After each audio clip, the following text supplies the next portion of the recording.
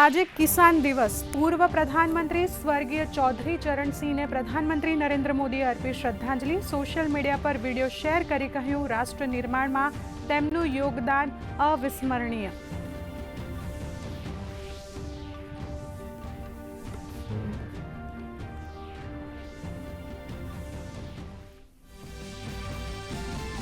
ચૂંટણી પંચ આજે કેરળ, મધ્યપ્રદેશ, છત્તીસગઢ અને અંદમાન નિકોબારની ડ્રાફ્ટ મતદાર યાદી કરશે જાહેર। સાથે જ ડુપ્લિકેટ, મૃત્યુ પામેલા અને સ્થળાંતરિત મતદારોની અલગ યાદી પણ કરશે જાહેર। મતદાતાઓ ચૂંટણી પંચની વેબસાઇટ પર પોતાનું નામ ચકાસી શકશે।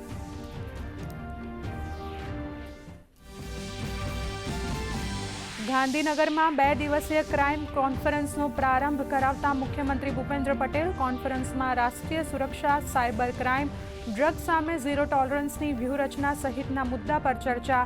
નાયબ મુખ્યમંત્રી હર્ષ સંઘવી સહિત વરિષ્ઠ પોલીસ અધિકારીઓ રહ્યા હાજર।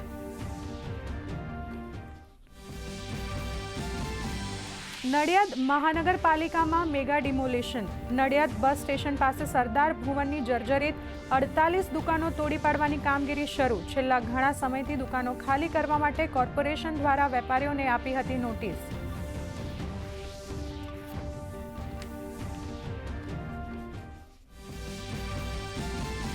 આગામી 2 દિવસ બાદ રાજ્યમાં વધશે ઠંડીનું જોર। ઉત્તર પૂર્વીય પવનો ફૂંકાતા રાજ્યમાં વધશે ઠંડી।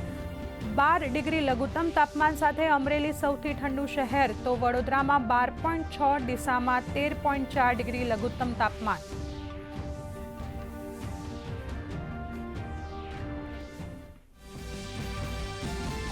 દિલ્હી સહિત સમગ્ર ઉત્તર ભારતમાં ગાઢ ધુમ્મસના કારણે જનજીવન પ્રભાવિત। હવામાન વિભાગે પૂર્વીય ઉત્તર પ્રદેશ, ઝારખંડ અને બિહારમાં ઠંડીનું ઓરેન્જ એલર્ટ કર્યું જાહેર, તો જમ્મુ કાશ્મીર, ઉત્તરાખંડ, હિમાચલ પ્રદેશમાં ભારે બરફવર્ષા।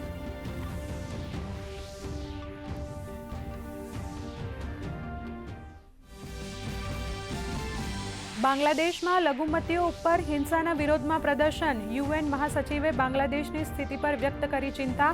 લઘુમતી સહિત તમામ નાગરિકોની સુરક્ષા નિશ્ચિત કરવા કર્યો આગ્રહ।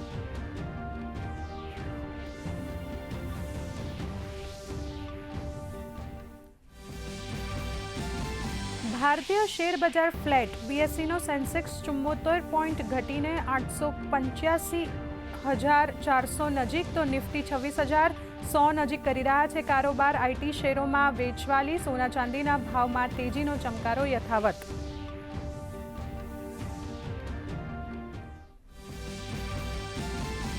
મહિલા ક્રિકેટમાં આજે ભારત શ્રીલંકા વચ્ચે વિશાખાપટ્ટનમના બીજા T20 મેચ। 5 મેચોની શ્રેણીમાં ભારત 1-0થી આગળ। પ્રથમ T20 મેચમાં ભારતે શ્રીલંકાને 8 વિકેટથી આપી હતી હાર।